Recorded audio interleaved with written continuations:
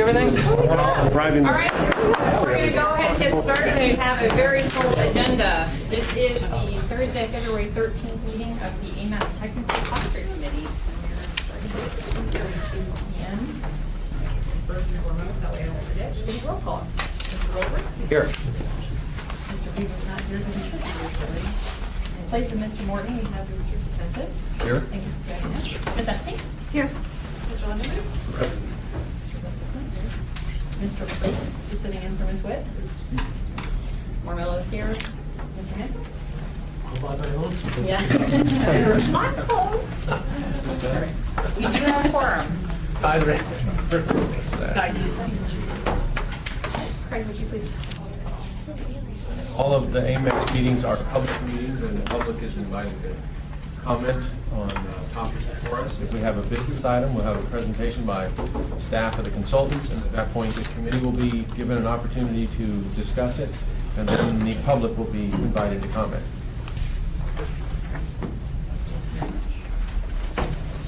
So first up is the approval of the agenda. Pretty long one this time. It's two-pager. Move to approve? Second. All right, so moved by Mr. Wooler, seconded by Mr. Lindenberg. The urbanized area map update will be an informational item. We didn't have that posted ahead of time. So instead of 5D, it'll be 6E. Yes. I have been informed by Judy Doherty that her plane was late taking out of Juneau, so she expects to land in Anchorage around 3:45. Text me that we're still going strong to come on over, so the 6B, the Connect Arm Crossing project update is, it's in the town.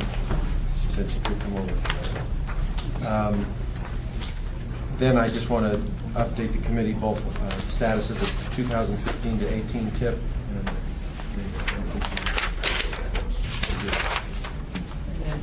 just a couple information items.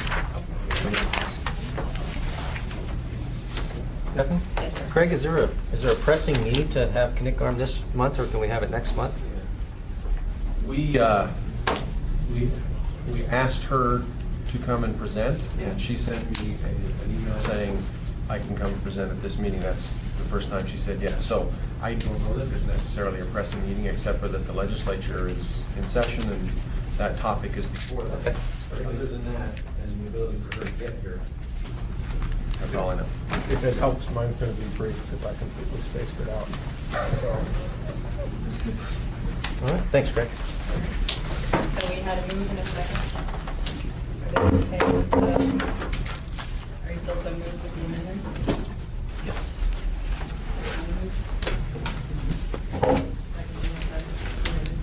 Yes. Are there any opposed to the agenda with the amendments? Hearing none, we are so moved. With amendments? We have no minutes before us at this time? No? Okay. Staff of them. Ready? Some paper. I won't be. They're so smooth. I planned. March 13th.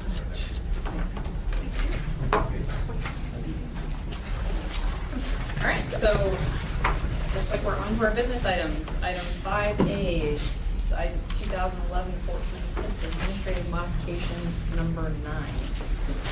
So you get 3 pieces of paper for that one, but we'll start with the memo that says 5A. And there's also I'm familiar with the tip spreadsheet and the letter size there. And there's also the obligation report behind that. So, but we'll start with the memo first. This is a administrative modification to update the HSIP program. And if you remember, that's in a table in our outside our fiscally constrained portion. It's outside of our purview. It's something that the DOT decides the schedule and scope and all that sort of stuff. And then they give us the information. Because it's federal funds, it needs to be included in our tip, but we don't get to vote on moving those projects around. That's part of it. And if you turn the page, you see we have some more stuff that's red ink there. Table 3, we start out with adding some money into the regional household travel survey. We are working on negotiations right now with a prospective bidder, and in the interest of getting that creature done in time so that we can use that information to feed the model, we asked them to accelerate the time frame, and in doing so, they said we can do that. Here's kind of what we would need to do that. And so that's additional funding to accelerate that time frame, because we're going to be tight time frame no matter what to get our MPP done in time. So, and then we're also, as you can see, some money's moved around on Dowling Road Extension West, and if I remember correctly, that has to do with not needing to borrow as much seed as we previously had thought. So there's some movement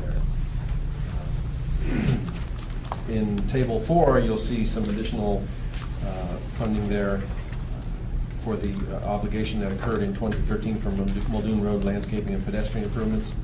And that was 13, so that was a previous year, but that's just reflecting what we actually obligated there.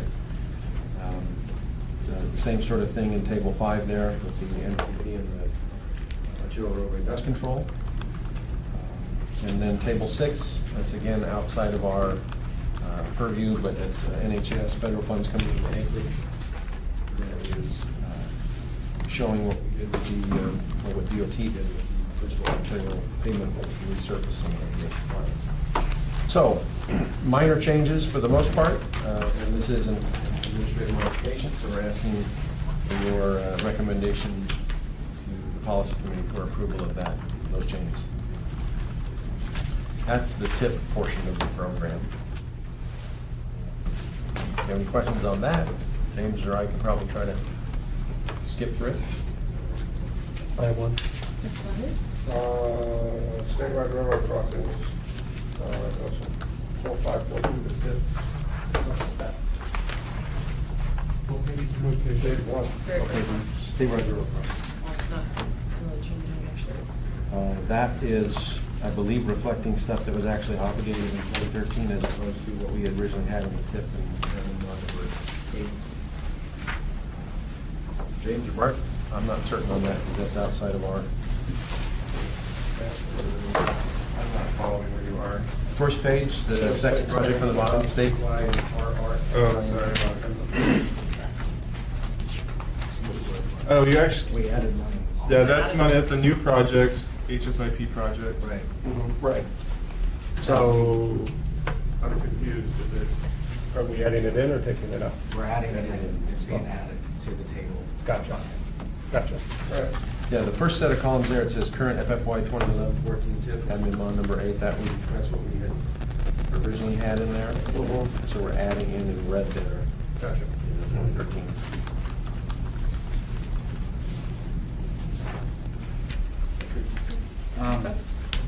Craig, on page 2, the regional household travel survey, we added funding there for that. Where's the funding coming from? Or was there a reduction funding somewhere? This is table 3, James. I think it came from the pavement replacement program. Okay, thank you. And so that's already reflected in there. Okay, thanks. Happy to see that we funded the freight mobility study. Yes. So sad. Any other questions? Do we need to discuss the other two, or should we? Well, let the record show that. Mr. Morris was on this. So that's it, I think, for the admin mod. So we'll need approval on that, and then I'll have, I guess I'll let Mr. Boyle explain the admin mod, or maybe Bart, I don't know.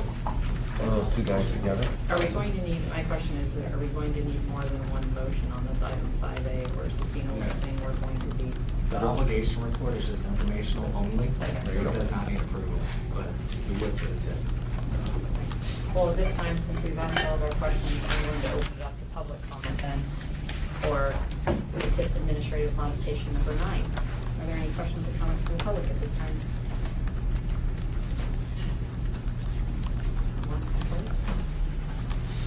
All right, hearing none.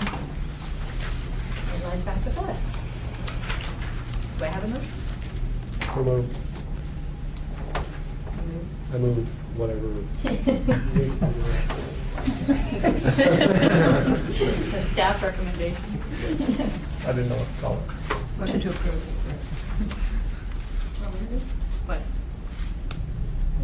Say motion to approve. Motion to approve. Well, I guess we recommend approval to the policy. Okay. Okay, so you're still moving. All right, yes. All right. We had a second. Second. Are there any opposed to the motion? All right, hearing none, we are so moved. Stephanie? Yes, sir. Good. On this one here, I just want to make a comment. I really appreciate the state's support on the HSIP for these transit improvements that they're going to make a big difference in our service, so I really appreciate the effort there and the comments. Those funds. Thank you. Okay. Now we are in the Yes.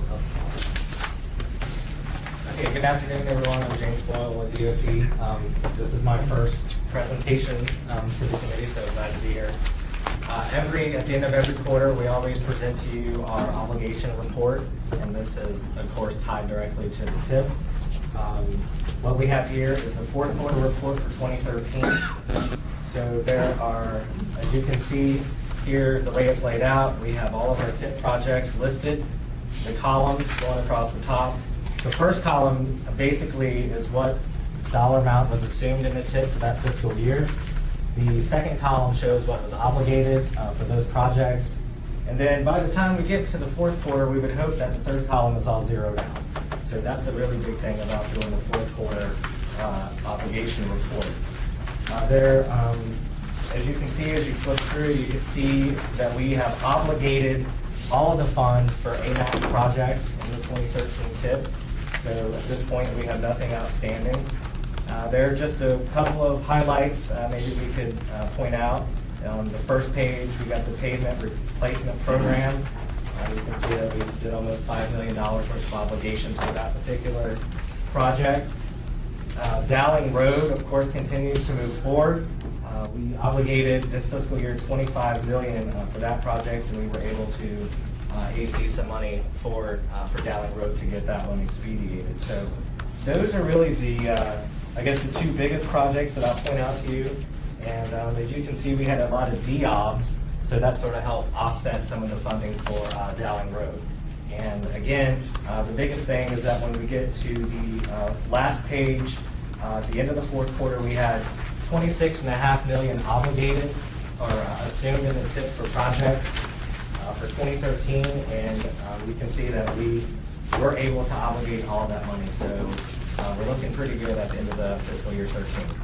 And I will try to answer any questions if you have them. And I have Bart here as well. Ms. Fuller? James, could you tell me about the status of the Eagle River Road rehab? Did we de-obligate 3.6? We de-obligated that due to the cost overruns. There wasn't enough money in construction Okay. to fund that particular project.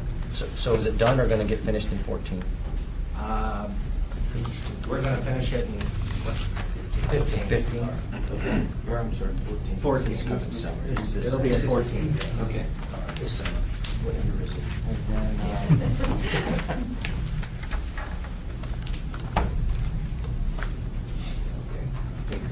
I think that was it. Thank you. I'll sit down. Any other questions? I lost you. and again, this needs no action. Yes.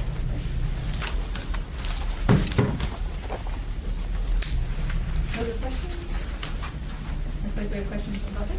Please identify yourself. Yep, Todd Logan, I'm on the Bicycle Pedestrian Advisory Committee, and the only question, I didn't get a copy of the tables, I was very short, which is fine, but I know we had $1 million for bike plan implementation in 13, I was just wondering how that was obligated. That was, I believe, obligated for design project. Thank you.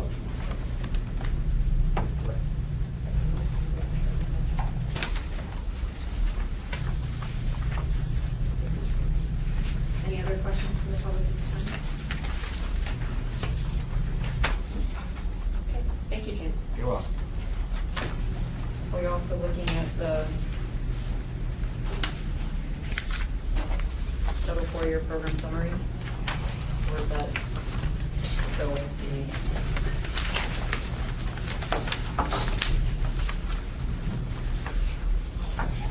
just go with the first Oh, page? yeah, that's the first page. That's the first page, okay. Sorry, there's so much paper work. That's how All right. Does that mean we're on to item 5? I think so. Okay, so the 2013 UPWP amendment. So, just to refresh the committee's memory, when we do our work program, we go through the budget and we say we're going to spend X amount in each task, and so on and so forth. And the federal government says when you are at the end of the year, you can spend over what you budgeted up to 110%. And over 110% in an element means you have to pay for that yourself. So in other words, if we did more than 110% of a certain element, that would be up to the city to pay overage on that. And so what we try to do in the fourth quarter of every year, or after we've figured out how much we spent in each area, we try to move some monies around so that we make sure we don't end up with any non-participating costs. So in this case this year, what we did in about the third quarter time frame, we were looking at how much we were spending in some of the tasks, and we thought we have the opportunity to buy some pedestrian counters and some non-motorized counters that we would use in the traffic section upstairs. And they already do our data counts for us for our model, and so these, we can buy some additional counters and get ahead of the game and be able to start using some pedestrian counts, which we haven't really had for a while. Usually the pedestrian counts is someone standing out there, and that's kind of labor intensive, and so these were more high-tech devices. So we spent about $33,000 on some multimodal devices and about around 10 on some infrared kind of high-tech creatures, and I'm imagining that's going to count all times of the day. I don't know exactly what that gets us, but it's good to harness that opportunity. So because we did that, along with all the rest of the counts that we normally do, we were over in that particular task, which is in the 400 element, so they put our 400 element over. So this is an amendment to move some monies out of the 100 element and move them into the 400 element, and then also a little bit into the 500 element to just kind of make sure. We were right at 109% just a little while ago, and since that's pretty close to 110, we did this and then move us to closer to about 102% in the 500 element. So those two things together will make it so you don't really have to worry about any non-participating costs. We're not moving more money into the program. We're just moving money around in the program so that we make sure we use it all and we don't end up with any non-participating costs. If we have our total budget of $840,000 last year, we could have spent $700,000, but if we were over 110% in element, we wouldn't get reimbursed for that. It seems kind of silly if we still have the money. So here's a quick explanation. I'll try to answer questions. So, Greg, this is from the 2013 work program. So we still have the ability to make this type of adjustment in this calendar year? Yes, in the 2013, because we have not submitted our final report yet. I see, okay. And that's due at the end of the first quarter of this year? Yeah. Okay, all right, I just wanted to make sure that, I mean, I agree with the intent and the purpose, I don't have to, I just want to make sure that we're still timely enough to make it, so, thank you. Any other questions? Purchase encounters, that's, was this planning funds, is that correct? Or was it in the federal program? So we're sure that purchase of counters is actually an eligible fund underneath that. I'll check, yeah. I believe we purchased them before.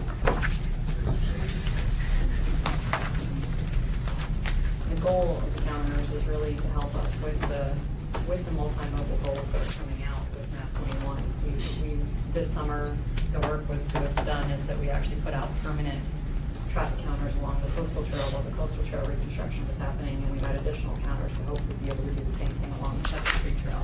That way we can actually get year-round data on these trails and how they're actually being used, because we were surprised that a lot of people don't think the coastal trail is being used for commuter traffic, that it's just more of a for beautification, but it's actually quite heavily used for commuters and people going to and from. And so it's getting us better data on how our trails are actually being used, and I guess how improvements or modifications to those trail systems can affect the road system as well. So I'm excited about it. More data. All right. Any other questions from the committee? Any questions or comments from the public?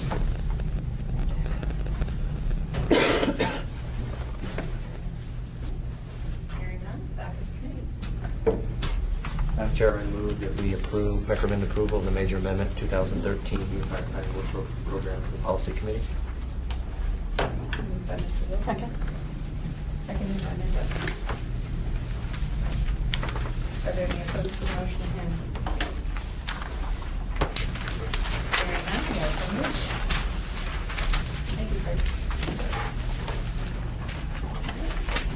We're now on to item 5C, which is the 2013 AMATS self-certification.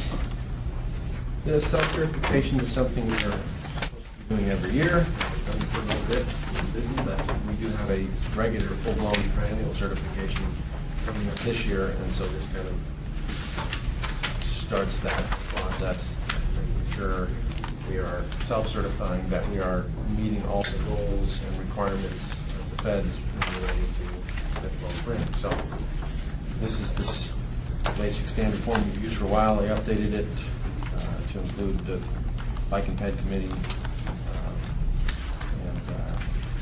so on and so forth. Some basic standard language in here about self-certifying that we are doing that. The big one is when we have the federal certification from them to chat with us, so this is more of a self-certification. I'm happy to try and answer questions about it.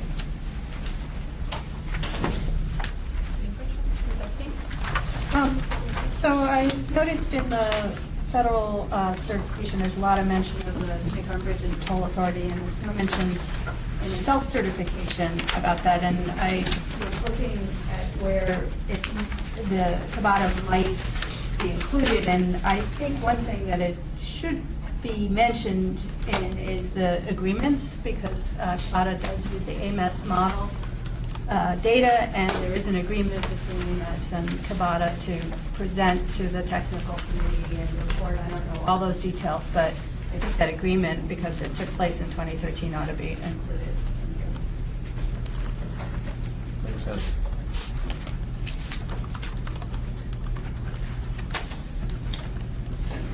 Do you need a motion to recommend that staff put language to that?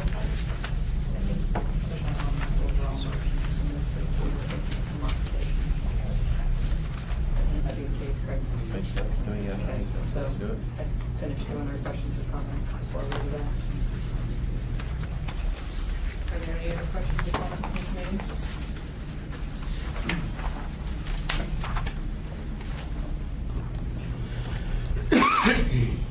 Hearing none, we're gonna this open to public for comment. Are there any questions from the public?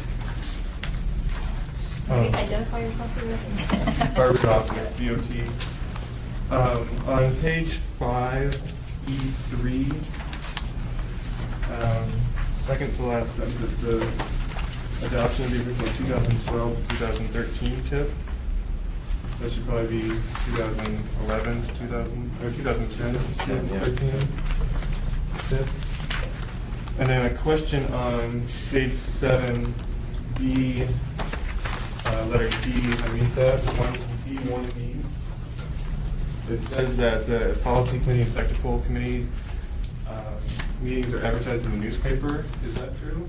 Yeah, there's a section called, I think it's called Community Datebook, and we put, it's a blurb about that big, but it's in there. The municipality no longer advertises in the paper. They used to have a big page with all their information, so that's why I put it in there with all the other stuff that we do, but it's a little, it's small, but But it's in there.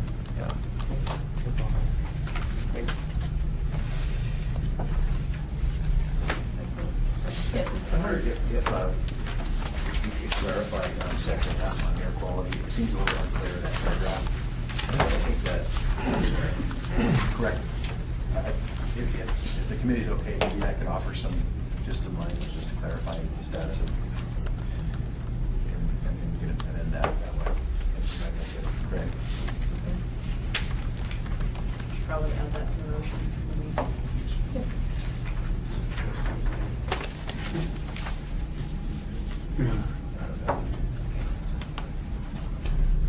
Okay. Any other questions or comments from the public at this time? Questions from the public?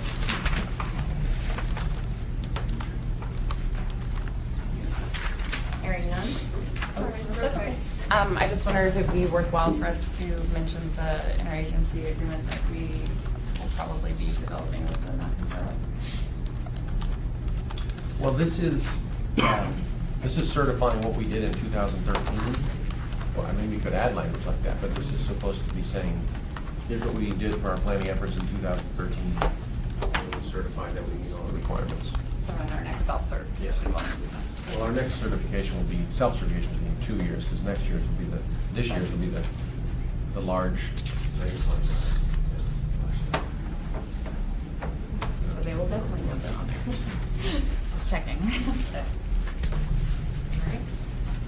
Thank you, Jamie. All right. So the item is back to the committee.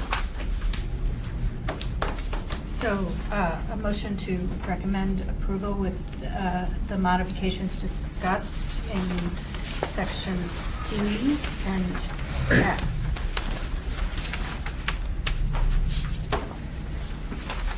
C agreements, F air quality. And a minor change that Art made on page 5. Recommend approval to policy. Second. So moved by Ms. Epstein, second by Mr. Weaver. Are there any opposed to the motion at hand? All right, then we are so moved. Thank you. So, Steve, look at your. Yeah. Okay. Yep, please.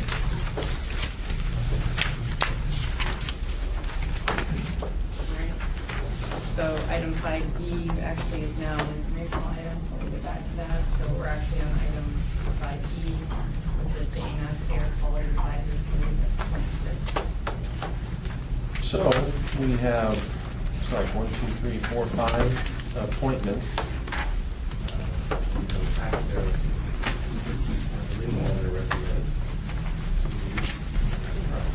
Yes, for it. And one more. Go. This is just a little more complete. Minor modification there. So, we need to get our air quality fully staffed. We're about to be doing a lot with the MTP and the tip and the conformity analyses that we need to run through there. Is there anything else to add on that? Steve, anything to- I just want to thank Lois, that she's here. I think you've been on the committee for 6 years and been a great contributing member. And so the other folks that are departing, Rusty, I think, is actually serving his second 6-year stint, so he spent 12 years. So Rusty Myers from APU. And then Jeremiah Dunn as well. He served as chair until Lois took over recently. But thank all of them for their service, and I think we've had a good slate, and has done the legwork in recruiting new committee members, volunteers, and they're always very much appreciated. Thanks, Steve. Any questions or comments on any of these appointees? It's a pleasure to see a familiar name on here, John Sproul. And I think he's certainly incredibly well qualified for the committee. One thing, however, that is maybe a problem in terms of using him to his full potential is that he's on so many proposals. I think that AMATS puts out, and so certainly I don't think that there's a problem with him on the Air Quality Advisory Committee. But if he's on the Air Quality Advisory Committee and climbs up as being the Air Quality Committee's point person for the Technical Advisory Committee, there might be enough conflict of interest there that might be problematic for him. He might have to recuse himself. So it's just worth noting that. 8:30 in the middle of the planning zone.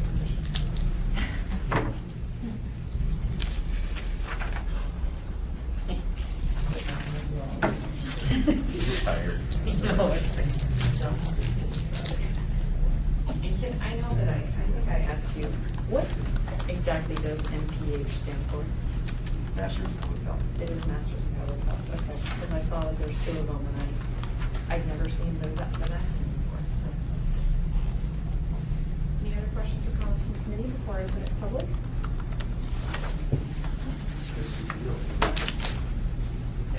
Oh, no, I think they're here. So it's a great slate, yeah. Okay. Are there any questions or comments from the public at this time? And are any of these new appointees here? Just figured I could identify them if they were here. All right. Hearing none, back with us. Steve's going to make a motion. We're just waiting for it. Oh, I move to approve this slate of 5 new appointees we recommend approval of those 5 appointees.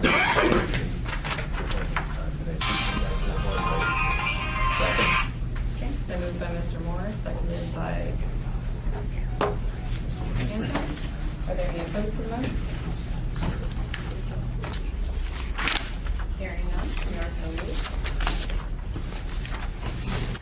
I was going to say it at a later time on committee comments, but I will also follow it up with saying, thank you, Lois. We appreciate your service here. Thank you.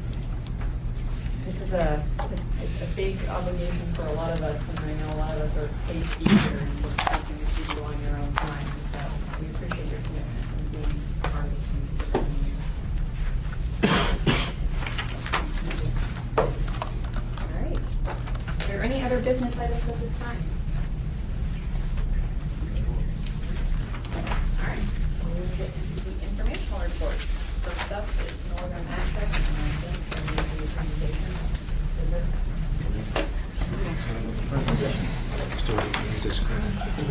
Okay. Might need to I'm sure he's there. He tells me he's past that. Oh, I don't think so.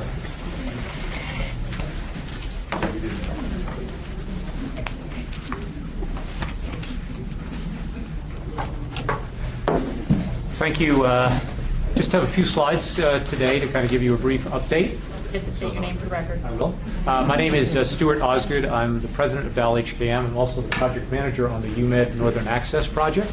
And today's been a big day for our project. We had our executive steering committee meeting this morning to endorse our preferred alternative, and we had a press conference at noon. And so it worked in well that we could come and address you today and kind of tell you the direction we're headed on this project.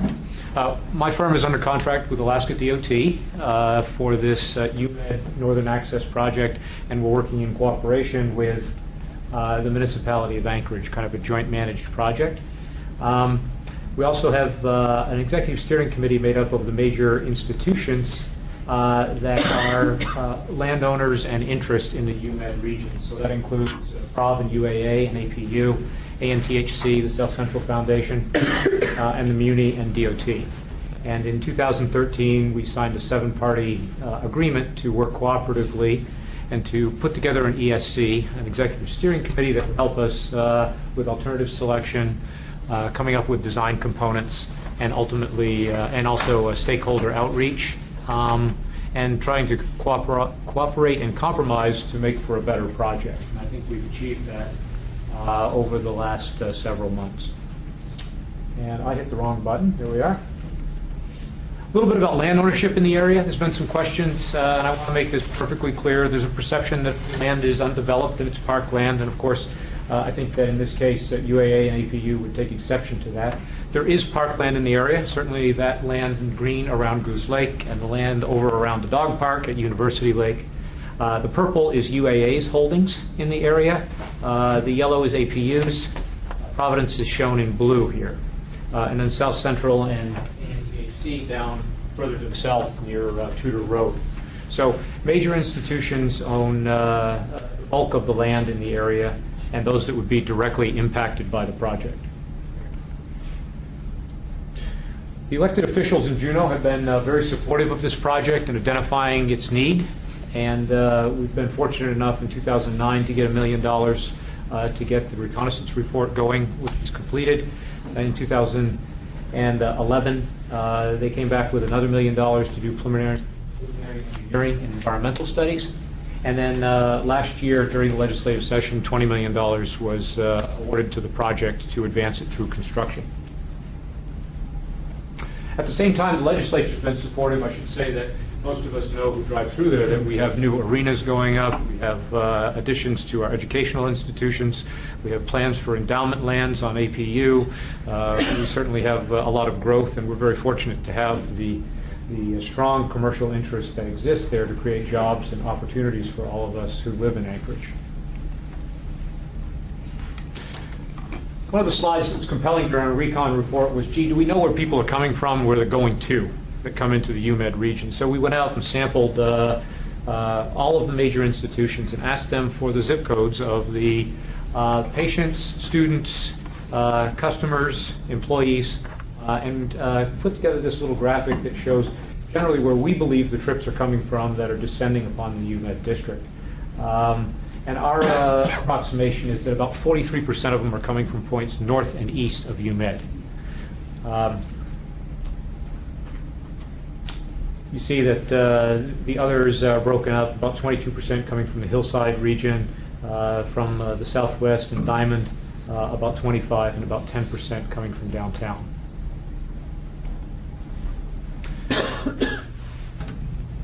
The purpose of the project is to increase that mobility of people and goods to the north and east. We also have some accident clusters that are occurring on routes that are being used for out-of-direction travel, most notably East Northern Lights Boulevard and Lake Otis Parkway, with some of the intersections that are over capacity. And we want to be able to accommodate projected traffic growth as UMed continues to infill and develop as a region. I'm sure everyone in the room knows the latest statistics are that 1 in 9 people in Anchorage work in the UMed district. Between that and the airport, there's a substantial number of jobs in that area, or in those 2 areas of Anchorage. Some of the key drivers as we advanced forward, there's some challenging environmental and subsurface conditions, and I think one of the reasons that this access link has not been constructed earlier is because we're finding 18 feet of peat in some areas under some of the alignments. We have some high ecological value wetlands in the area that will have to be permitted and dealt with as we go forward. We tend to build on the easy stuff first. We build on the more difficult stuff later, and so this is a needed project, but not an easy one. The area, you might hear people say that it's a virgin area, but certainly if you go out there and walk around, or you ski, or you snow bike through there, or run, you know that there's a substantial amount of disturbance that's gone on there. There's a 42-inch diameter sewer line that extends through the corridor. There's overhead electrical utility lines that extend in both directions. There's fiber optic and copper communication lines and a gas line that extends through the area.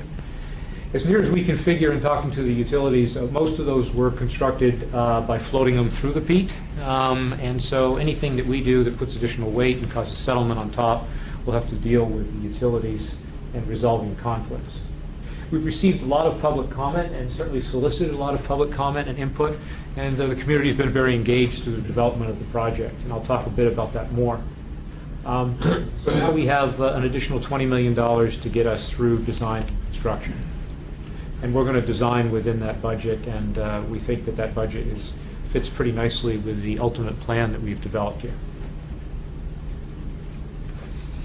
Public comment, we've received for this phase alone of the project, not counting recon, almost 250 written comments back to us, emails, letters, etc., in support, with concerns against the project, but substantial engagement from the community. We've gone to the community councils and presented to them and chatted with them about the project at key times. We had 200 people in attendance at East High School at our last public meeting. Our next one is Tuesday night, and we're hoping for a similar turnout. We've had a number of meetings with concerned citizens and assembly persons, and we've had an executive steering committee that's been very active for us. Just quickly, if I lump the projects into, lump the comments into several major categories. I don't mean to suggest for a second that this is all of the public comments, because you saw we've received nearly 250. But there's a general thought that, gee, this is undeveloped land. I really like it undeveloped, like to leave it undeveloped, and so we want to maintain the park in its existing form. And that any reduced travel time or anything that would improve circulation is maybe not worth the price of putting a road through the area. We also have heard from people, presumably different people, this is a project that's long overdue. You engineers love to study things. Get on with it. And I don't mean to say that there was one or two people. There was a number of people that showed up at our public meeting of, let's get going with this. It should have been done long ago. And then this idea that, gee, if you're going to go ahead and build the road, then we want to do it right.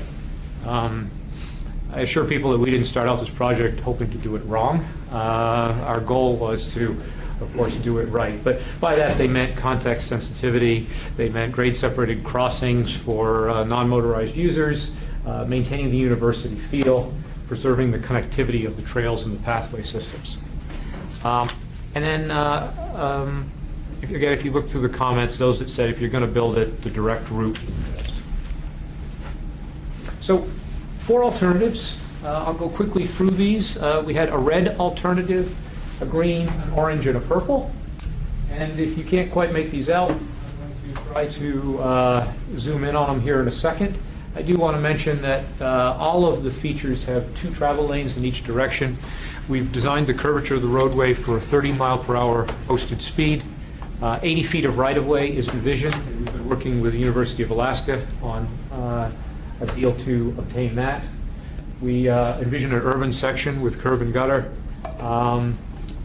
multiple roundabouts, want to maintain vehicular access to UAA, probably at the mid-segment area, and APU would like to also potentially in the future tie in the backside of their campus to the roadway.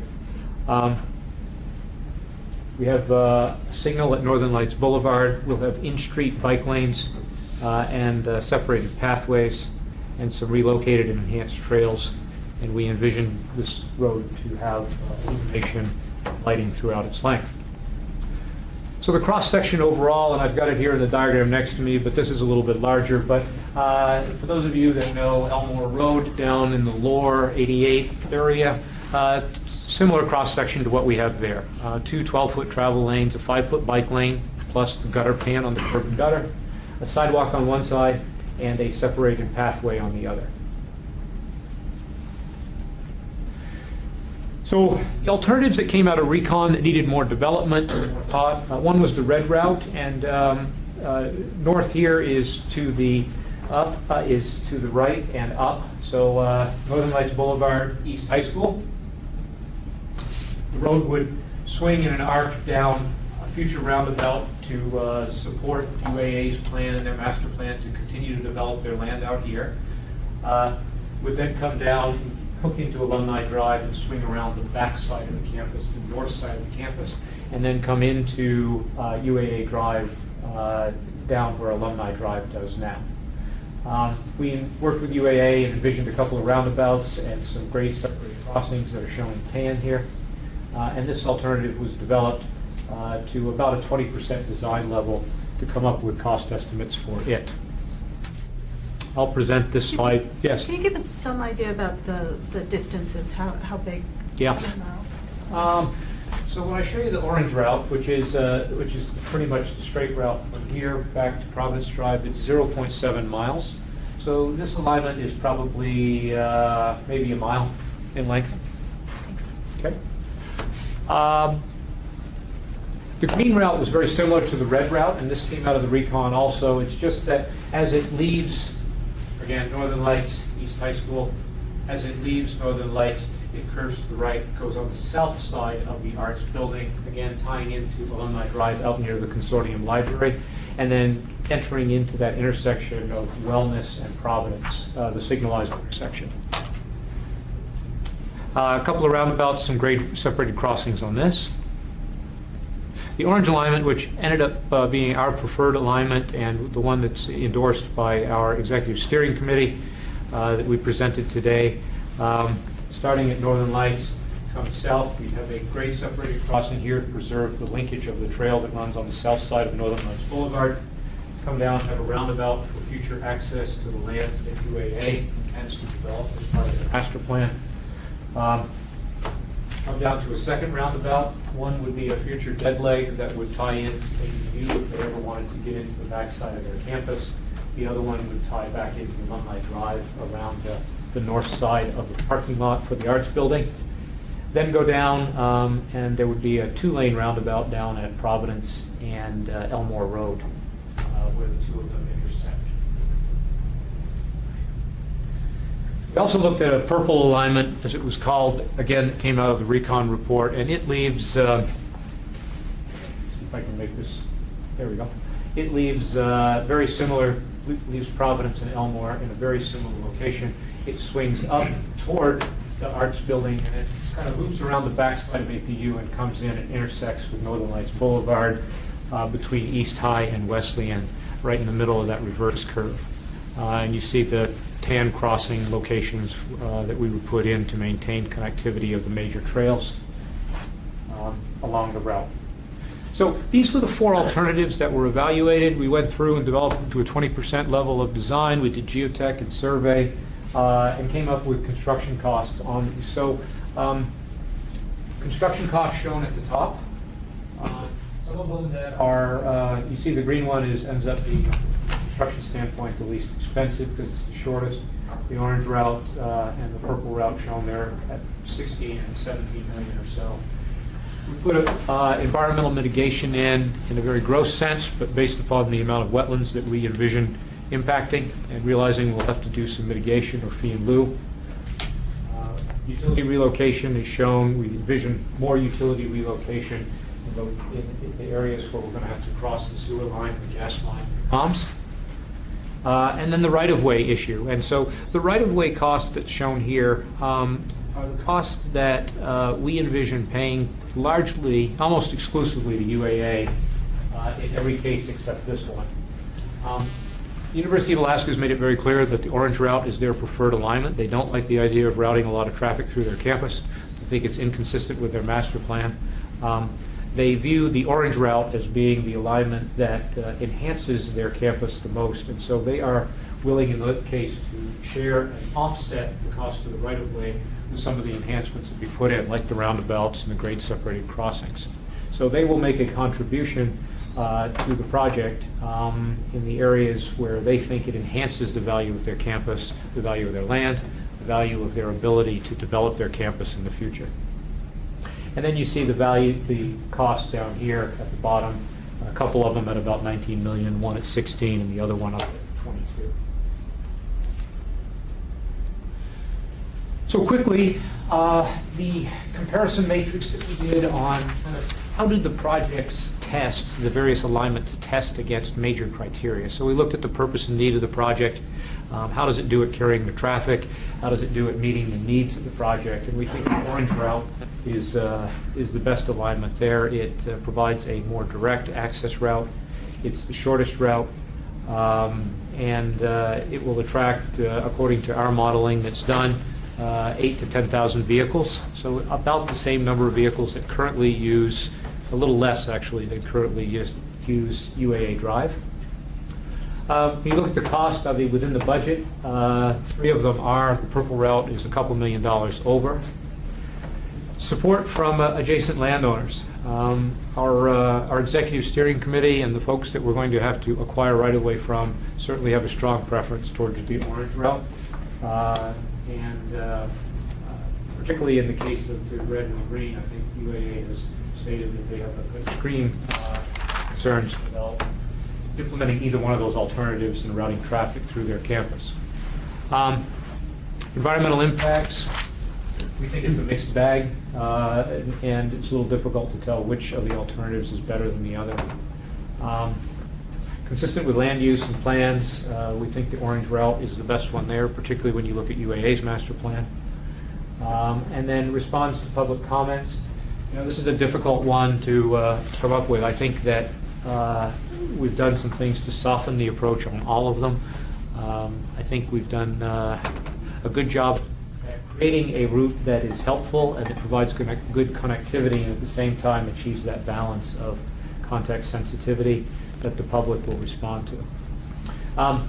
Our recommendation was to go with the orange route, and is our recommendation, and the Executive Steering Committee has endorsed that. This little artist rendering is, if you were looking to the south, there's where the power lines come through toward the Arts Building. We envision, again, grade separated crossings, a couple of lanes of traffic, in-street bike lanes, a sidewalk, and a separated trail.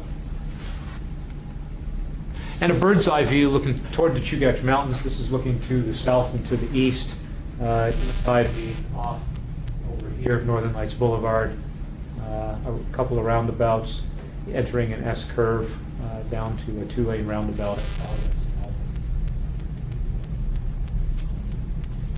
Last slide. What's next? We have a public meeting at East High School next Tuesday night at 6 o'clock. Hopefully all of you can make it, and if you're interested in the project, it should be the best show in town on Tuesday. As long as we get the concurrence from our client, from DOT and the municipality, we're going to move forward with the orange alignment permitting and design. I want to emphasize to people that there's much work to be done, and I hope people don't shut off and think that we're all done with the design. We have a lot of ground to plow and a lot of enhancements that could be made to the project if people stay involved. Design to be complete in fall of 14. This is a project that's going to lend itself very well to wintertime construction. Being out there slopping around in the organics is always better to do in the wintertime than the summer. And then we would get started with construction in 14-15, and we believe substantial completion in the fall of 15, about 20 months from now, is possible. That may sound, when we get state funding for projects, it gives us a certain ability to move at a relatively brisk pace through the process and deliver a project fairly quickly. You saw that with Elmore, and we're hoping that the same is true here with Northern Access to we always take public comment. We've got a great website. Many of you like to go on there and see. You can see the comments that have been left. You can see the alignments. We'll be posting those after the meeting. It's a great project. We feel privileged to be involved with it, and we're excited to get started. I will take questions now. I should mention that Jim Amundsen is here, as well as Eric Mishiro from the state, and Steve Gillette in the back from the municipality that we've been working with. So. Oh, Stuart, I got a pile of them. But, you do? But they're all good. I mean, I think it's a great project. I would agree. I would agree the orange route is the best route. I think from a transit perspective, this connection is going to provide a lot of benefits. So I'm very interested in the timing, because if we, when we have the ability to use this route, we have to do some rerouting and scheduling in and out of Providence. And so I think it's going to be really good. And the roundabout down at Providence Drive, our ability to go from where we serve at Providence and the library, of course, right now we do a lot of turning around inside the Providence parking lot, which is not our best approach. And so we'll be looking at that roundabout and how we could get some efficiencies out of that coming north and south. So I'm really excited about it. Could you remind me, into this alternative, is there a pedestrian overpass at Providence end? Yes. At the Providence end? Okay. Tie the two campuses together? Okay. Yes. So in your estimate, do you have the intersection improvements that are going to be required, including the signals down at Northern Lights? Yes. Okay. So I'm a little nervous about the capacity, the two-lane capacity. And when you guys ran your numbers, how far out did you, I assume you went out to 2035? 2035. Okay. And your projections then were, what's the projection? Well, it's interesting. The modeling results we have show that opening day volumes are very similar to 2035 volumes Okay. because of the assumption of improvements that are made on other parallel facilities. So, and I can't remember from the modeling or what assumptions we used in land development on APU and UAA. So I imagine it, this is going to provide some opportunity for both of the landowners, I think. Planning ahead as you move into design to make sure that you can make some accommodations, either maybe not the whole length, but maybe from the power lines north, or from Northern Lights south a little bit, because I really think that's where the capacity problems could show up. So just, plan ahead, and the pedestrian improvements in this area, both for pedestrians and bikes, it can't be any heavier in any part of town than it's going to be on this leg, just because of the environment. I mean, a lot of Right. people working there. So the separation, I'm not so sure 5 feet would be enough on the west side because this thing, when it gets plowed, it's going to get plowed. There's going to be a lot of snow thrown out there. Right. So as you move forward in the design, if you can, make sure that you take those accommodations. I think the southern end of Elmore works great. I mean, I drive it every day to work, and I see people out on it all the time. And the only conflict there is there's so many side streets, but this one, won't have that many. So. This is a bit of an aside, but I'm an avid cyclist, and so I ride this route a lot. And it's unfortunate that we don't have in-street bike lanes from here back to Tudor, because the rest of it is actually really nice all the way from Abbott all the way north. But maybe that's a future project for someone to get in-street bike lanes on that segment. I just have two more. You mentioned that UAA, I don't remember your exact words. I think in your financing, you said UAA is going to come up with some kind of an arrangement with the right-of-way. We're going to pay in the neighborhood of $18 a square foot for the right-of-way. Okay. UAA has said if you pay $18 a square foot, we will take into account the fact that you are putting in roundabouts for our future access that we would have to construct but for your project. Okay. That we would have to construct some of these grade-separated crossings, but for your project. And to the extent that you are doing things on this project that enhances the value of our land and our ability to develop it in concert with our master plan, we're willing to discount or offset right-of-way costs for enhancements on the roadway. Now, do you get that? So they are not necessarily interested in doing that if we pick a route that is detrimental to their master planning phases. And so that's why in some cases we get offsetting enhancement costs versus the other ones where they actually believe that it would detract from the value of their adjacent property. And I noticed in your calculations that right-of-way cost, or any right-of-way cost, whether it's to UAA or APU, the cost of any right-of-way is part of the $20 million. It's not That's right. other funds. That's right. Okay. And the only reason I bring up the UAA thing is because when we built the Chester Creek Trail connection, from the Tudor Crossing through the housing development through Providence, we had an agreement that they weren't going to charge us for the right-of-way. And then at the 11th hour, they came in and they said, we're going to charge you for the right-of-way. And it would really set the project back. So having that agreement, so I'm a little gun-shy when the UAA says, we're just going to give you the property, we're going to give you the right-of-way because we have a benefit. So. And they made it perfectly clear, we will not give you the right-of-way, it's $18 a square foot. However, if you're doing things that is enhancing the value of our property and our ability to develop it in the future, that we would have to do if you weren't doing, we're willing to actually offset that cost. I mean, It's really no different than any developer would look at it, any commercial developer that owns the land. If you're doing things that jack up the value of their property or make it easier for them to develop, they're going to look favorably on that. As opposed to the taking of land through the middle of the parcel. yeah, I guess so. And that probably would be a messy proposition. I think it's a great project. I think it's a long time coming. I think you've got a nice design here. I'm just look forward to see how as you progress with the design and your cost estimates. Yes, ma'am. So what are you thinking about in terms of environmental mitigation options? Well, we've had initial discussions with the Corps on the 404 permit, and they've given us some general parameters, but told us until you select an alignment and you show us actually what your footprint looks like, it's a little hard for us to tell you specifically what you're going to need to do. We certainly be looking to try to avoid wetlands to the extent that we can, and then do mitigation, and ultimately, if we can't find mitigation on site, paying to the Great Land Trust a fee in lieu. And what kind of mitigation on site would be possible? Well, I think possibly some of the land that's out there maybe could be purchased for conservation easements. Part of it could be stormwater treatment.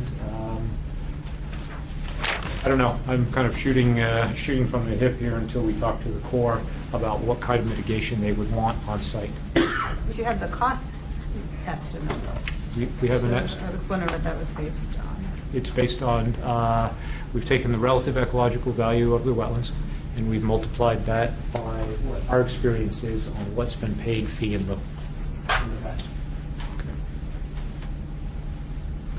Hi, Stuart. Just real quick, because there's other folks that want to present. Are you the graphic that you have behind you? Is that going to be at the public meeting so that the public sees that and can comment on that, or how are you going to work out at the public meeting their input for what it could look like? Just in case I'm asked. Everything that you see here will be available at the public meeting. Okay. Okay. Great. I know you have a full schedule. Thank you for your time again. Kelly. One of the things I've always, and I worked on this back when Fink was here, but, you know, that guy got shot at, and that's why I've got holes in my chest. But one of the reasons I thought that was a good this was a good project was, and we didn't have any information to base it on, but and now that I see 43% of the people are from the Northeast getting to this area, is that it would expedite emergency response to the Native Hospital and the Providence. I don't know if it is increased or decreases. What has anybody taken a look at that and come up with approximate? You know, is it Reductions in response time? Yeah. All of the hospitals, Providence, NTHC, are all very excited about this project because it will reduce response time. The fire department has also gone on the record to say this is a good connection because it reduces response time.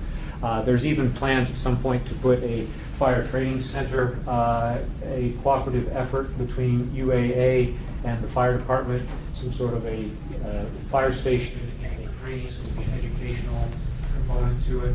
There's a lot of benefits, Jerry, that people add on to this. The Anchorage School District is excited because it provides much more direct access to East High School for buses and such. Lance has talked about being able to better serve people who don't have a car with transit.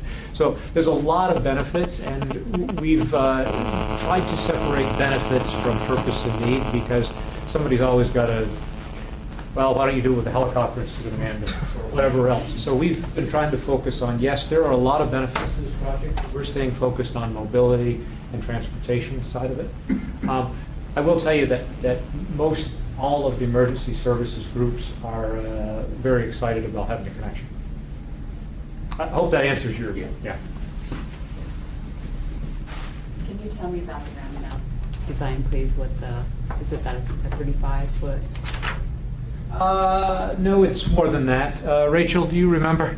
I do not remember, but since we're at 20% design, I think a Look lot at of the ones those. at Huffman Road would be very typical of what you could expect. Yeah, definitely. Those We are prefer those not are the downlink. speed.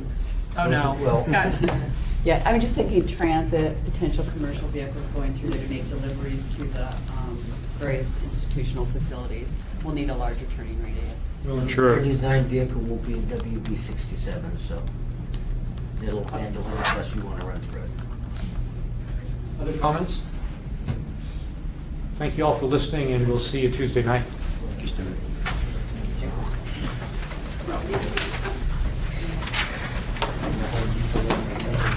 I'm gonna steal the remote.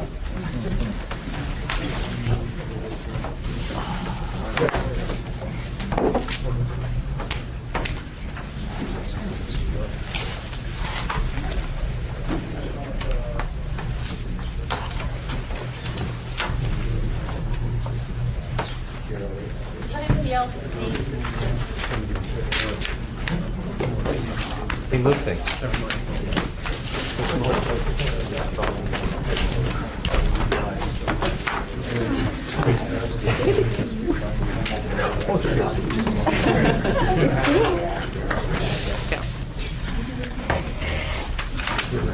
Maybe, maybe not.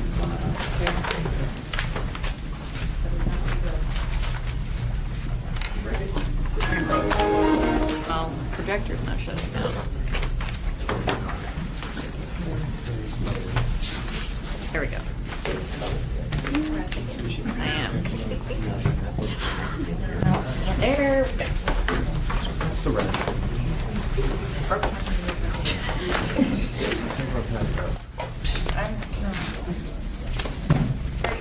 Craig, have you heard anything from?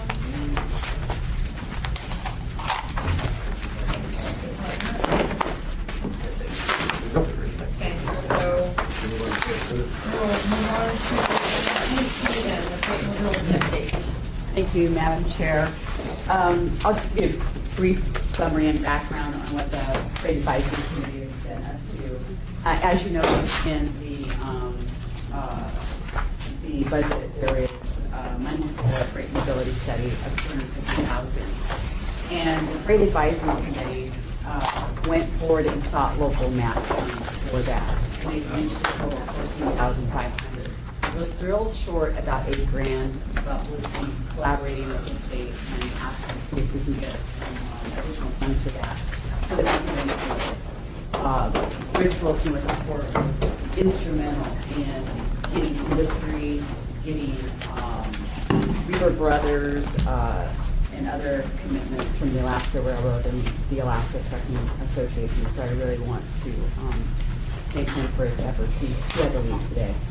They also worked on the freight tip criteria for the tip nominations for this year.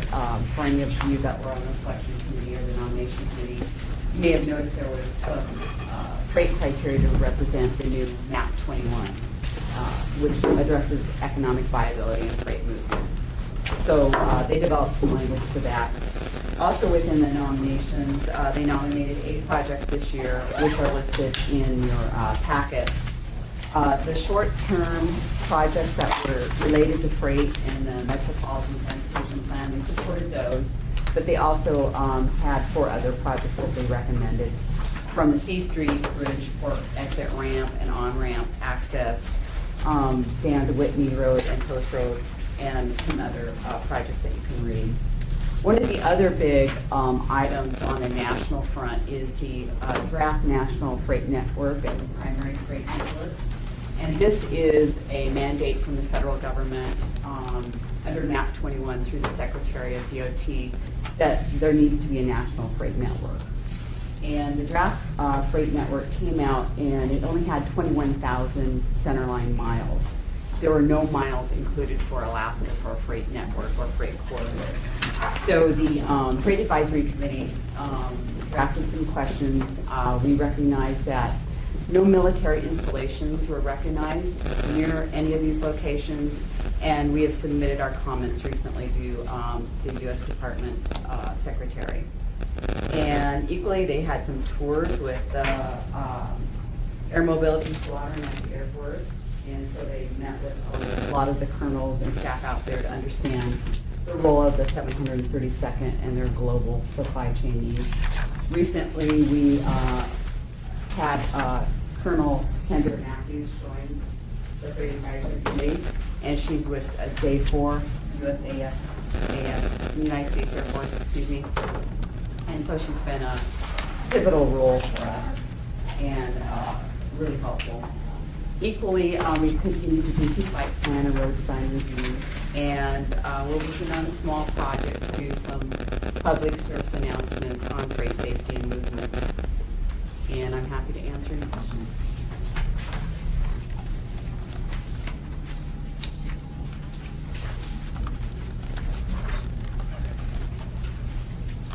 So $8,000. $8,000 is all we need.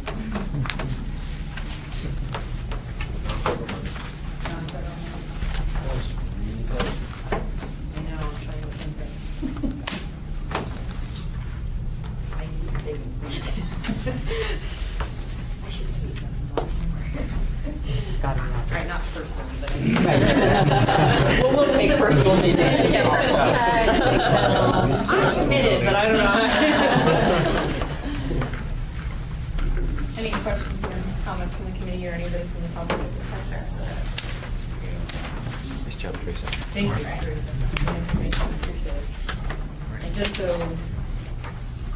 you know, I will be working with at least the legal office and somebody else to go down and do a presentation and kind of discuss signalization, planning, safety, explaining kind of, trying to help them better plan routing and talking about how, decision-making and why some things are the way they are. Apparently, a couple of years ago, we and John had gone and done that, but it's been quite a while. Oh, cool. A lot of their drivers don't understand why some things are the way they are. Right, because they look at the countdown timers on a lot of the pedestrians to figure out when the light's going to change. Yes. That's a lot of drivers too. Yeah. Yeah, I understand. But it's not that idea. Yeah. Thank you. So, I think we're on item 5D, the Alaska Railroad update. Yeah, and I totally spaced out during the presentation, so I'll give you two questions. I can give you the Reader's Digest version today, optimally, or I can do a full one next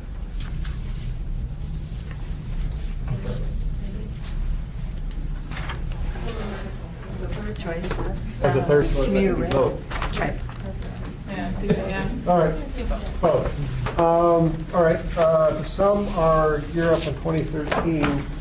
The Alaska Railroad was anticipating not having a very good year in 2013. The good news is that it was much better than expected. The bad news, it still was not stellar. It's one of those situations, I think, at the end of the year, and the accountants are still doing their final digging through the couch looking for quarters. We ended up with a gross revenues of somewhere in the neighborhood of about $145 million, with a net profit of about 12 to 13 million, which was several million above projected. I think it's important to recognize that when we say profit, in my mind, it's really more of a cash flow. The railroad in and of itself requires a fair amount of capital investment to keep going from year in and year out. And those sort of capital requirements, if you look at the long term, if they average out, they're probably closer to the $30 to $40 million annually. That $13 million of profit that we got last year is all directly reinvested into our assets. Our assets, I guess it's important to recognize, I don't know if we've ever had that much profit.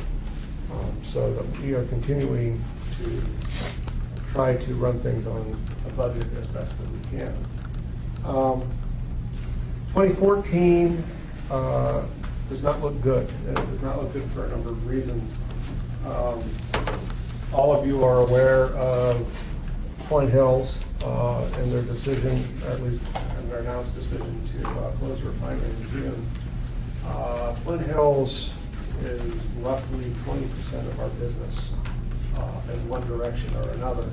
And right now we haul on a regular basis ULSD and some other products going north that they both use to enhance their feedstock as well as for blending operations in the local Fairbanks market.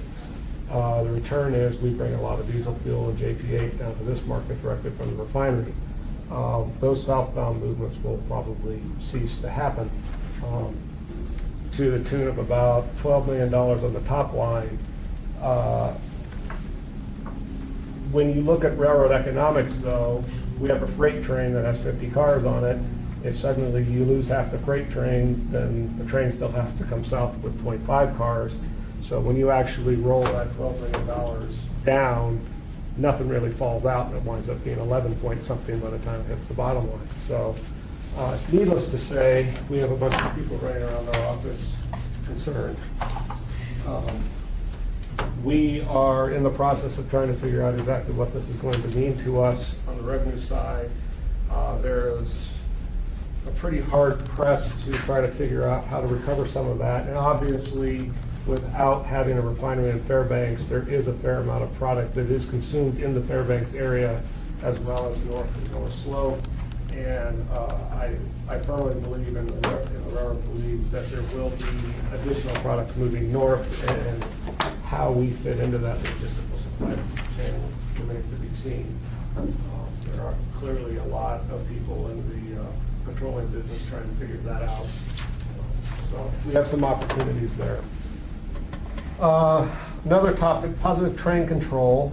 For those who don't know what that is, or better known as PTC, in 2008, following a rather bad commuter accident down in Los Angeles, the federal government mandated the use of positive train control systems on passenger railroads, as well as those who are hauling high volumes of potentially hazardous chemicals.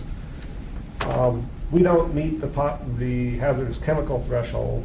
However, we do haul a lot of passengers, about between 500,000 to 600,000 a year. And though we had been working with FRA for a number of years on some pilot programs that were eventually rolled into the overall positive train control project, that law had some stipulations and some changes and some additional requirements in it that we had never considered. I would further opine that a lot of the requirements that they put in it, though the technology existed, they basically existed heavily based upon available electricity and cell coverage, of which a good full 1/3 of our system doesn't have. So at the end of the day, we are looking just for the ability to legally maintain passenger traffic, a project in the neighborhood of about $160 million all in. Of that, we have already invested of our own funds, pushing probably almost $50 million of that. And clearly, with our financial situation, our ability to continue to fund it at that level doesn't exist. Last year, we asked for and were granted by the state legislature somewhere in the neighborhood of, I want to say, 17 to 25 million. I don't remember which number it wound up being, to continue that. And we are down there asking again for 40 million this year, 40.8. And that would cover not only the investment that we have to get done this year, but next year. This federal mandate, albeit unfunded, right now has to be operational by the end of 2015. Nobody will make it. There's not a single passenger railroad in this country or any of the freights that will make that day. It is basically a giant science project. Though the technology to do what the law requires existed, it had never been actually applied and applied with the sort of redundant systems that are required for passenger signals. So we have folks down there right now talking to folks. The way the railroad works, for those that don't know, we are a independent corporation wholly owned by the state of Alaska. And what does that mean? That means we can be anything we want, in theory. Some days we act like an independent corporation, and a lot of the things that we do, we're able to enter into contracts that are confidential. You can't just go get a public records request.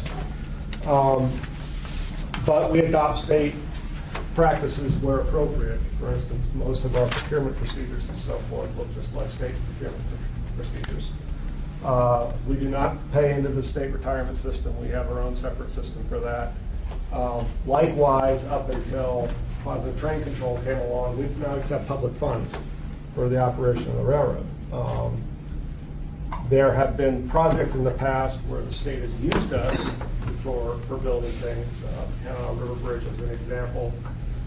The borough has been pursuing the Point McKenzie project and using us to get that constructed, but those were generally borough funds they accepted from the state. And we do, by federal law, have the ability to get some federal transportation FTA funding, which formula funds, which we've been getting for a number of years now. But for the most part, all of the, we've got to cover our own internal costs for the operation of the railroad. By state law, we are required to run passenger trains. And basically, if you look at the law, it says that if for some reason you just can't do it anymore financially, you need to go to the legislature. So with this whole PTC thing with the federal government, we basically went to the legislature and said, we can't afford to do this on our own. You've got two choices. You can help us fund it, or we'll just stop running passenger trains. And I don't think anybody wants to do the latter, so we're having to go explain the former.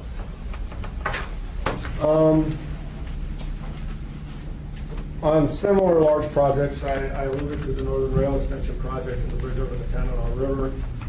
That project will be finished in July as far as the bridge portion. That is an 80-mile project in total, of which phase one was the only one funded, which was the bridge over the Tanana River. We are looking for funds to actually connect it to the railroad. That project is $187 million. It will be the longest bridge in the state when we're finished. And I'm happy to say that we walked into that thing with absolutely, well, virtually no contingency whatsoever, and it's going to be finished on time and actually a little ahead of budget. So, Point McKenzie, the boroughs, building a railroad to the new fort. At this juncture, about 70% of the grade work and the bridges is either under construction or finished. The borough right now is asking for a significant amount of money to complete that project. The projected budget on that was $272 million. There's some uncertainty with some things with that may or may not affect what that final number is. However, assuming the funding continues to come in, we're looking at being finished with that project in the next 3 years, give or take, and that will include 35 miles of track between Houston and Point McKenzie. Finally, I feel obligated to say something about commuter rail, although it's kind of dangerous to do so. For the last 15 years, at least, there's been substantial amount of effort and time and studying and so forth of developing some sort of commuter rail service between Anchorage and the Valley. And there have been several attempts to come up with a regional transportation authority and so on and so forth that, there's been a lot of excitement coming out of the gate that never amounted to anything. I think the important thing to realize here that every single commuter rail agency in the country is supported through some sort of public means. There's a term called fare box recovery that is used as what percentage of what you physically collect at the ticket machines actually goes into the operating of a railroad. And it's normally between about 20 and 35%. And the balance is funded through generally one of two means, an incremental sales tax or incremental gas tax. I think politically, either of those two funding options are unlikely at this time. And so we have these fits and starts on commuter rail, and one of the things that we were tasked to do last year was to take a look at putting together potentially some sort of demonstration project, generally between Wasilla and Anchorage, and what that would look like. And we've done a lot of work on that, and it's sort of been leaking out to where we sort of have some sort of definition of what that might look like. But we've got two problems. First problem is, on top of all of our other financial we'd be losing another $2 million a year to operate that for 8 months out of the year. And that's based on, I believe, $6 one way or $10 round trip on ticket and projected ridership of several hundred people a day. Second problem is the board of directors haven't approved us going forward with that yet. And with all the other news, I don't know when or if they will. So the intent originally was to run it for 2 years, figure out what your ridership looks like, figure out how the connectivity would work. There's a lot of excitement in the valley about the connections up there. We've had some initial discussions, I believe, with people who are so forth about what a connection would look like here. And logistically, it's feasible. Financially, it's a problem. And a newspaper that we all know and love came out with some sort of certainty the other day about it. And the unfortunate thing is that it is not certain, and it is not certain basically for nothing more than financial means. So I don't know what the fate of it will be. I have no certainty whether it will or will not happen this fall, next fall, or ever. I want to be very clear about that. Other than that, that's the state of the railroad. That was a hell of a Reader's Digest. Just saying. Well, you get the benefit of me putting the slides together before. Any questions? This may not be a question for you, Stephanie, or someone else. So if a certain number of folks were off the road system as a result of commuter rail, there would be presumably some sort of savings in terms of maintenance and operations. Is there a number for that? Because, for example, the Whittier Tunnel, we subsidize by more than $2 million a year. So if if there were substantial road savings, I'm just wondering whether there would be some way of cross-modal money transfer. When you look at the commuter rail as a concept, a couple things sort of bubble to the top. Number one, we do not have the equipment to be able to do it in the summertime. Basically, at this point, our existing mechanical resources are pretty much taxed to the limits in the summertime. Secondly, the sort of equipment that we have doesn't really lend itself well to commuter rail. If you look at most commuter rail type coaches, that some seats face this way, some seats face this way, and it's sort of luck of the draw who's facing forward on the way into town and back. Our coaches are fixed one direction or the other. So as we look at this, if it is going to be successful, number one, we see at some point someone's going to have to make a capital investment into equipment. Those are the sorts of things that are easy to do when we contemplate legislative funding type situations. Capital is easy for them. It's the operating budget that they have to do year after year after year. For us, and sort of a long way to get to your question, for us to get to some sort of sustainable situation, we need to know that funding stream is going to be coming in year after year after year. It's sort of like the school system. We have this fiscal cliff we look at every spring simply because the legislature can't commit funds into the future. For us to dip into other pots of money, whether they're highway, whether they're airport, whether they're municipal, or something like that, I think they face a lot of the same uncertainty year in, year out. And I don't see how DOT, for instance, can plan for maintenance of highways every year knowing that we're going to take some percentage of it. Although, $2 million is a little bit smaller than I was expecting, and if we... Well, that's what we're projecting to lose. Right. Part of the game of this is how much does it really cost? And we'll know after 2 years. I understand, and that's why I raised the Whittier Tunnel comparison, because that is an annual expenditure. When you look at the two, who would be, what larger population would be served, that's a useful comparison. Sure. And I don't know. Okay, so I'm throwing that out. So are you proposing to just close down the Whittier Tunnel? No, I was saying, is there a number about how much in terms of O&M you get from a commuter that is on the road the same amount of time, and how much does that turn into paid and maintenance costs? And, Sure. and 'cause there are some savings when you have people off the road. Yeah, I don't know that we as the railroad are going to do it. Well, that's why I was just thinking maybe somebody can work on that.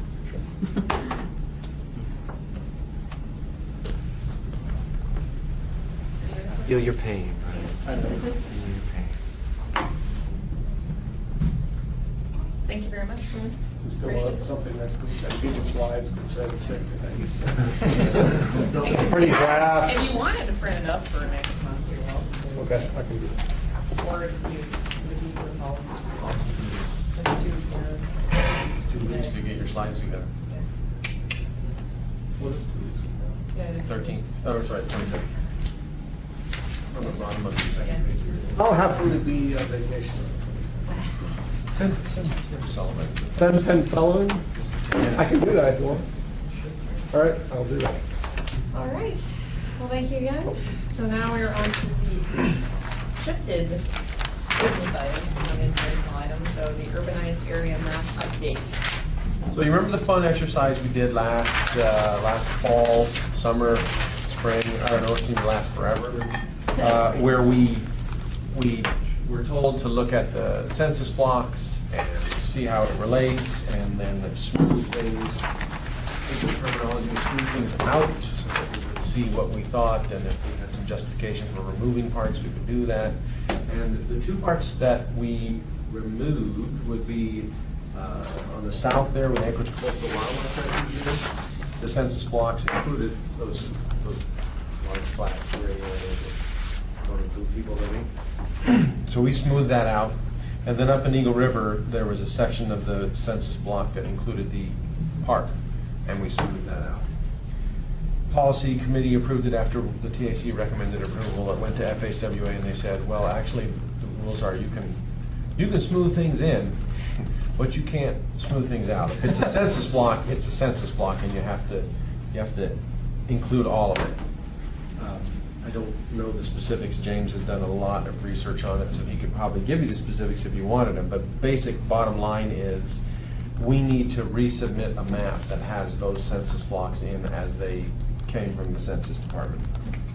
And so that's what this map is before you. We didn't get it to you a week in advance, so we can't have it as a business item, but we will bring it to the March 13th meeting as a business item to take care of those issues. So I know James would be happy to answer any questions about all the research you did if you'd like to hear it.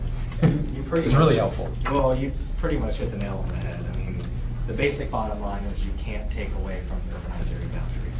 And the reason why that's affecting us is because we have to shift the NPO boundary to incorporate those sections of the urbanized boundary that are trying to be smoothed out. So that's why we're having to tap into the PC for final approval. And we'll be back next month as an official action item or business item. Just a question is, what's the disadvantage of just leaving the census, not smoothing it out, leaving it the way it was? Was there any disadvantage, or is it more? Well, they won't approve our map. It's federal mandate, they won't approve your map, and eventually somewhere down the Well, line, with impact funding. No, I'm saying if we undo the smoothing, like you're talking about here, is there any, I mean, if we suddenly have 2 square miles of bird refuge, is there any sort of disadvantage? There really is no disadvantage. It's just by looking at a map, you see that, you know, the Census Bureau is trying to say that there's people living in mud flats. Well, we know they're not. All right. That's I just wanted clarification. This is. So, questions there? Greg? So this is the map that you're going to give us in a month. That's it. And the only difference from this map and the map we approved in June is the 2 minor areas on the top and the bottom, right? In Eagle River down at Portage, or at Potter's Marsh. Coastal Wildlife Refuge there. Oh, the coastal one, okay. That is, we're having to put the boundary out there where the census block is, another thing. I guess where I was going with this is, I mean, if you need our action, that's one thing, but if all we're doing is just waiting so that we can give you approval, because I mean, if we could do it today, we would do it today, I would guess, because it's not a whole lot different. And if you're in a rush, I mean, you could go to the policy committee without our recommendation, and, I mean, but we know it, so it just depends on the time, you guys. I would say it's not a giant rush to wait a month. Okay. We have in the past, due to timing, we have, when the policy committee asks what's the TAC's recommendation, we have said the sense of the committee was yay or nay. Okay. So, I mean, we could do that if we want, but again, there's not a giant rush. Okay, we'll stamp it next month. But we can wait. Yeah, we should just have a courtesy to, you know, Appreciate time it. to review the map. Okay. Thanks, Greg. Thanks, James. Question. Elmendorf, is that part of AMATS now, or? So the census blocks, Discuss this. when we got the census blocks, it included, it added, if you're looking at it top down, the block to the left, which is all the flight line. The block to the right was already in. That chunk over there, which would be more of the Fort Ridge side, I believe. Yeah. And so the side on the left, which is where you see most of the flight line that was the new census block that was to be included. And we just kind of went, well, fencing to the facility because no one lives on the flight line, but okay, we'll let it in. And then we kept the right. So that was in before the stuff on the right. The left is new. We didn't say it was in the golf course. Well, yeah, there's a golf course.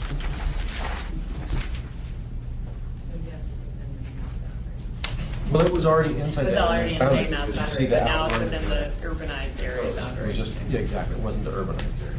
Yeah. And Steve, remind me, does that change anything in terms of the air quality modeling?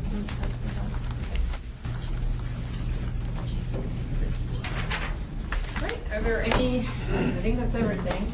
Are there any other informational items? I was going to give a quick update on the tip. Oh, yeah. Quick update on the tip. So basically, the tip update is for the 2015-18 tip. We, the ranking scoring committee, ranking scored about 40 road projects. I think 20 or so, maybe 18 of those were nominated. The rest of them came out of the short term of the MTP. We did 11 or 12 transportation alternative projects, which all were nominated, and 2 CMAC projects. And we're almost done. I have one more set of scores to get on the transportation alternative from the Bike and Ped Committee member, and I should have those by next week. And then we will come before you with those ranking and scoring. I don't know if we'll have the, the kind of dollar figures yet to say, and here's how we will presume to put them in a 15-18 tip. The idea would be, I'll try to get a work session scheduled here, maybe 2, one to show you here's the rank, and the second one to say here'd be the draft, so that we could have this on the agenda next month to recommend a public release of the document for 30 days. So, so there's a lot of ranking and scoring that has occurred, and so we're ready to show you here's the results of it. So that's the 15 to 18 tip update. Any questions on that? Speaking of ranking and scoring from our work session earlier this week. Oh, The Gamma project. right. Oh, the model runs? Yeah. No, we're not quite done with that yet. I know Teresa has talked with Bob Kniefel to get the information going back and forth, but it's not finished yet. But I know that. Because there was some discussion whether we had to put it in the tip or not and all that other stuff, so Right. I'm just wondering whether that's gonna make whatever cutoff there is or not. Well, that would be my understanding is that is a state finance project, and that's how they envision it. It wouldn't be using the federal funds, so that wouldn't go into our 3 tables, it would be in table 8. And, we can add that during the accounting process or even after that. Okay. So another 15 to 18 Todd Logan, just a quick clarifying question. Craig, you were shooting for possibly a draft tip for this group to consider at their next meeting? Did I understand that, or? That's what our schedule would like to have us do, so I really want to get that done. Okay, thank you. And the MTP, the update, the only one I really have for you is that we have the household travel survey. We're just finishing up negotiations with the hopeful contractor. We have 3 other RFPs out, which would be the ITS architecture update, I believe the model update, and the CMP, the congestion management program. And we're just doing the finishing touches on the RFP for the MTP update. So that hopes to get out fairly soon. So we're still, relatively speaking, on track. I mean, as I said earlier, the additional funds for the household travel survey were designed to accelerate that project so we can get the information in time to feed the model, to feed the MTP, to get that done. So that was really helpful. That's kind of my update on that. I don't know if Judy Doherty's coming, but this is a related question that she might be interested in and help answer, but I'll ask it to you, Craig, since she's not here. So if you look at the certification agreement, it talks about the underlying assumptions that are used to develop the MTP must be consistent with major projects such as the Knickarm Crossing. And the FHWA says, please ensure that the underlying assumptions are as consistent as possible in future documents. Is there a plan that, in terms of interacting with Kavada to make sure that that is the case? And then, well, Jamie's gone, but I'm interested in hearing about she mentioned that there's an upcoming plan to coordinate with the Matsu Borough. Maybe you could tell us about that. To answer the question about the Matsu boroughs, is we have been having quarterly regional planning meetings, at planning staff level. There are planners out there, and they've done really good. So we're really ramping up the planning efforts to coordinate with them on a regional planning level. So that has been going on. In answer to the Kamada question, we figure we're going to be doing this the level that we did for the last one, but even more so in terms of collaboration to make sure we get the planning assumptions to line up with theirs. And vice versa. Well, yeah. We don't have the RFP out. We don't know exactly what the winning contractor will propose for how we do that, but we know that the FHWA and FDA are very, very keen on making sure we do that. So I just don't know what exact spectrum that may take yet. But Vivian, you have something to add? Well, as I understand, the air quality process requires that we do early coordination with other regional providers of transportation, including Kavada, for the assumptions that we're going to use in the model. So that's on that schedule that we gave you, that was one of the line items, was that we were going to do that as early as we can in the process. So Teresa will be organizing that with Steve. Steve? Mr. Morris. Okay. And in terms of the borough, I know they've been working on the Wasilla bypass, and there's a number of assumptions and traffic analyses that are being done. And is that model and those numbers going to be coordinated with the AMATS models and the toll assumptions? What's the all of the above. I mean, the last couple of meetings we've had were kind of related to they're starting their MTP update or long-range update, and we're starting ours, and we want to make sure that we have the same assumptions going into it. We just met with ICER last week, and they just did as well. So we're working on making sure that we're having the same information going down the road. Our boundaries are separate. They plan an area, and we plan ours, but we have the same people going back and forth. So They're very much connected. yeah. Yeah. Any other questions? So, any other info items? All right. And the only committee comment that I had on here was to, again, say thank you to Lois and identify this as your last meeting. And I'd like everybody to join me in a round of applause for her first experience.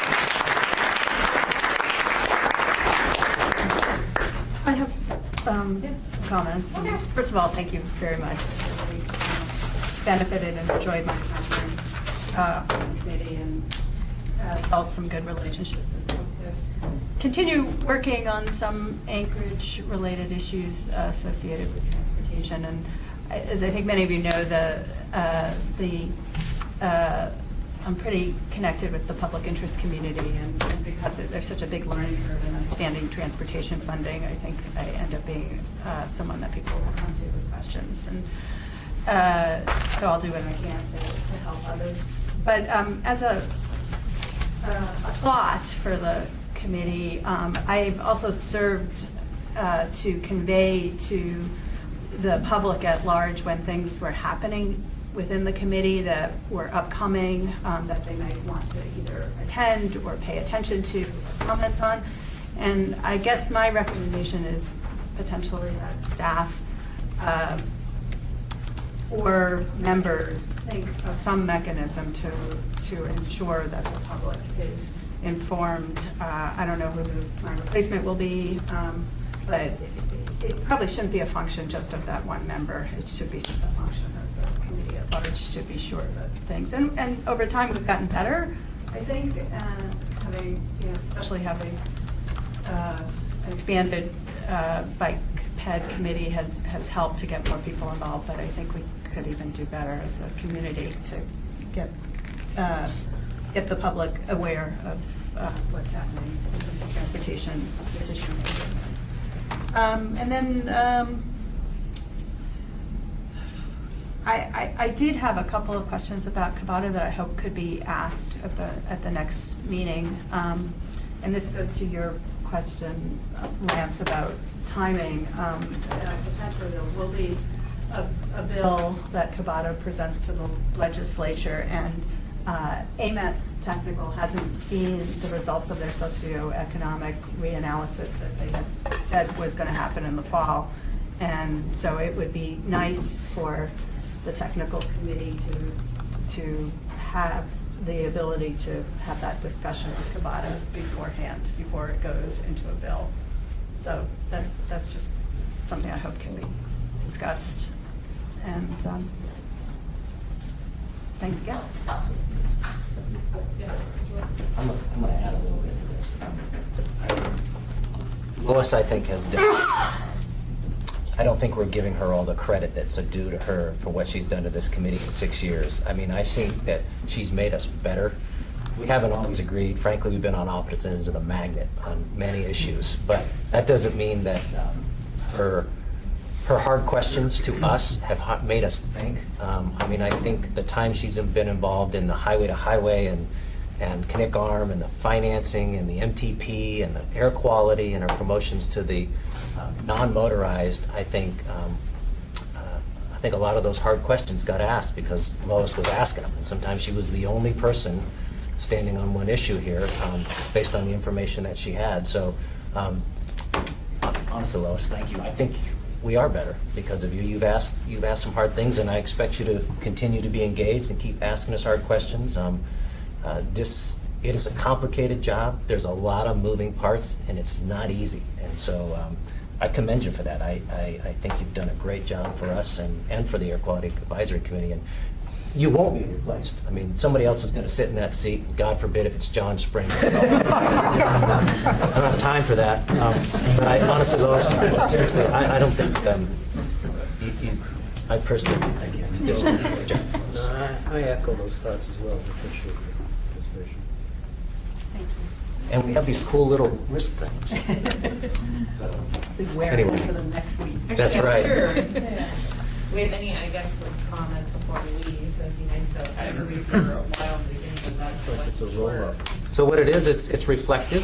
We have some, as you know, People Mover's going to turn 40 on July 1st, and so we've got some swag that we're passing out. We're passing it out gingerly. These are reflective. Put them on your pack, on your leg. If you're riding your bike, they'll hold your pant leg off. So your kids, put them on your backpack. Use them as a headband.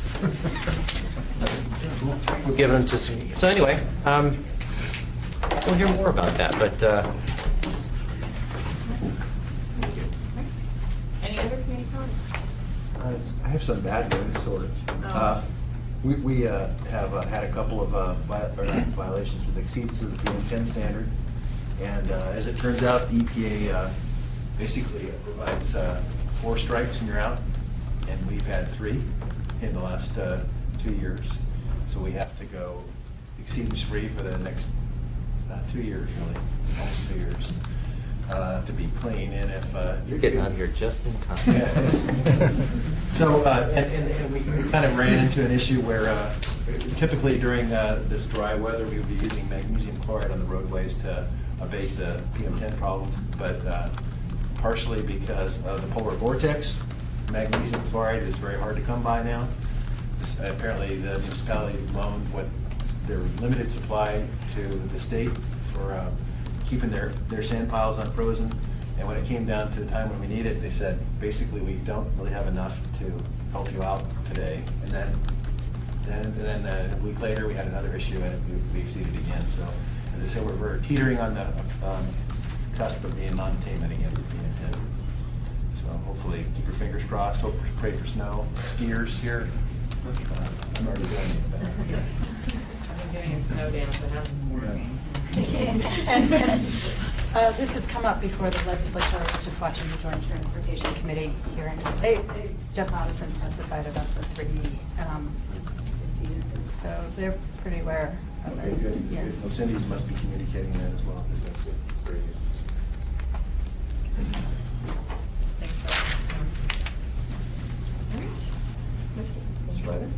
I want to thank Lance for the swag, and the timing is perfect. Tomorrow is Winter Bike to Work Day.